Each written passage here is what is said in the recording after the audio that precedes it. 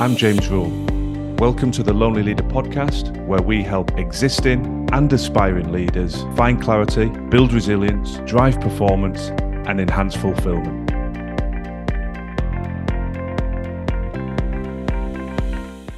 Each and every one of us wants to find high performance. I would challenge you to look beyond that and say that we want to find high performance and the ability to sustain it over the longer term. Because the harsh reality is we can all find high performance in the short term. We simply double down on our working intensity, work longer hours, shut all peripheral distractions off, and focus solely on the task in hand. Now, that might make sense, but the reality is over the longer term, that's not sustainable. And when we get lost down that particular rabbit warren, what tends to happen is that something breaks. It's a little bit like driving our car in a low gear and revving the engine. If the rev counter goes into the red, it's a signal to us that we need to change gear. Otherwise, we're going to blow the engine. Well, the same thing applies here to us as human beings.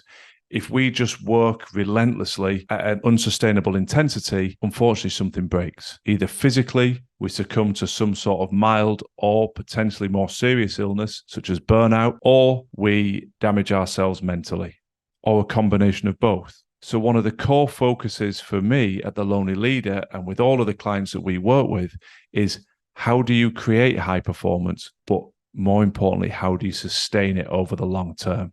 The simple answer is you have to take a holistic view for performance.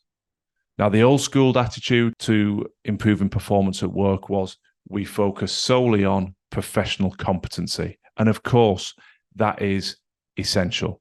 You have to be able to understand what your job entails, the skills you need to execute, and what you are expected and being judged upon in terms of delivering success in your role. However, to play devil's advocate here, if that's the only place that you are supported, and then we pull away from your role and look at the other, what I would call core areas of life, and they're all suboptimal, then we have a challenge with how we perform. So to illustrate that, if you are in a difficult period with your intimate relationship, with your husband or with your wife, your significant other, if you have children, but you're not particularly connected, you're not particularly present, you're not able to find quality time with them. If you have friends, but again, you don't connect, you don't see them, you don't even have time to speak with them on the phone. Most of us have some sort of extended family dynamic, but perhaps again, it needs more investment, but you're not able to find the time to make that investment. Then we look at things like physical health, whether you've got time to look after your body, to enhance your energy. Mental health, are you feeling particularly stressed, overwhelmed, anxious? Is your resilience being compromised? Think of passions and hobbies. We all have something that lights us up away from work, but do you get time to engage in it, to spend time working on that hobby or passion? If the answer to all of the questions in those core areas is no, then the reality is when you step into work as a leader, you are in a space where your performance can only be suboptimal. It's very difficult to be an impactful leader, an impactful colleague, teammate, when all those areas of life are struggling. Conversely, if your relationship is as good as it's ever been, you're fully invested in it, you are very present with your children, you're finding lots of quality time with them, you are invested in your physical health, exercising regularly, relationships are a priority within your extended family. You've had time to invest in them. You are maintaining a passion or a hobby that is unique to you. You do have time for friends. It might not be meeting face to face, but you have time to connect with them over the phone, to stay in touch with those important people within your life. You look at that scenario and then look at how you show up at work, and it's night and day.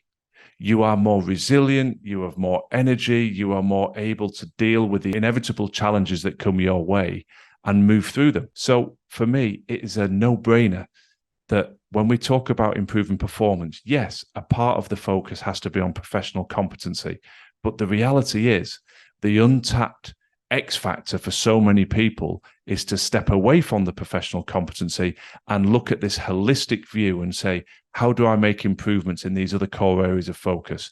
Because if I can improve in those areas, I will improve immeasurably in my professional performance.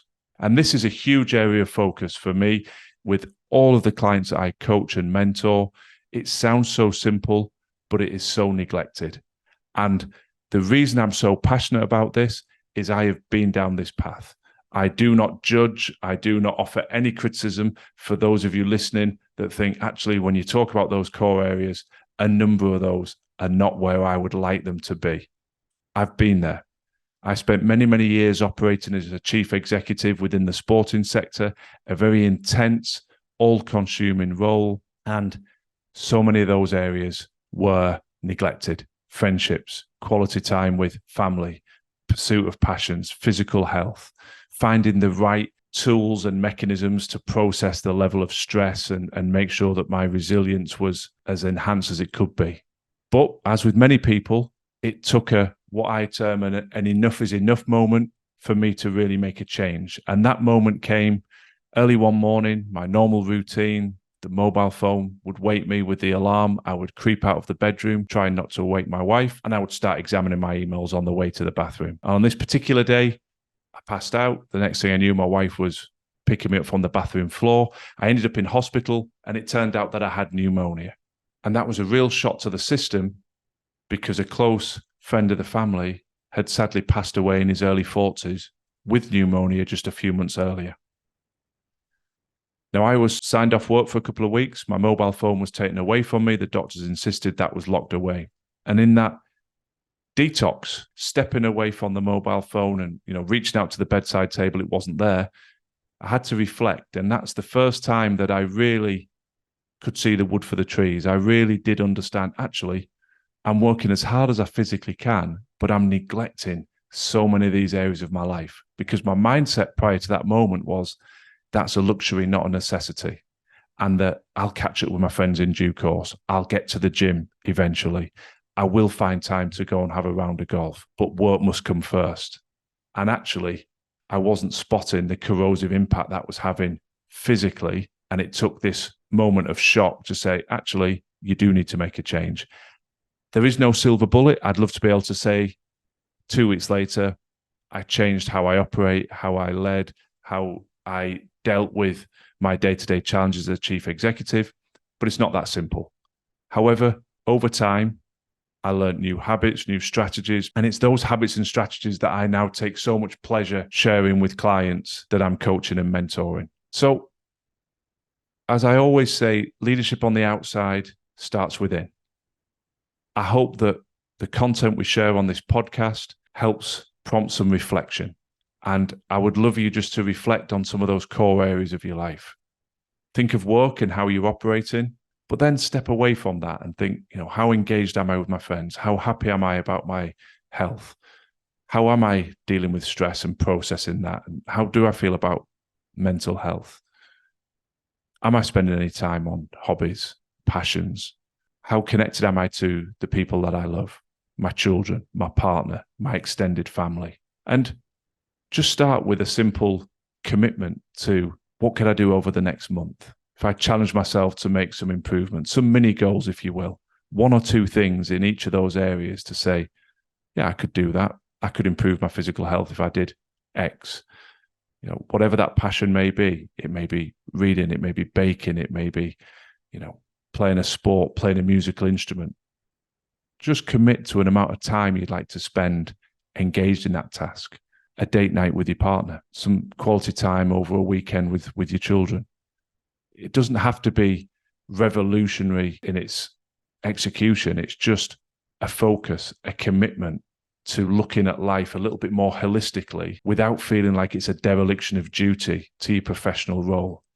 When we're overwhelmed and under significant pressure with our professional role, it's hard to step back and see the proverbial wood for the trees. But actually, these things, our personal life and our professional role, are not two separate entities. We need to find a way to get synergy there, because this is how, going back to my initial point, we not only create high performance, but sustain it.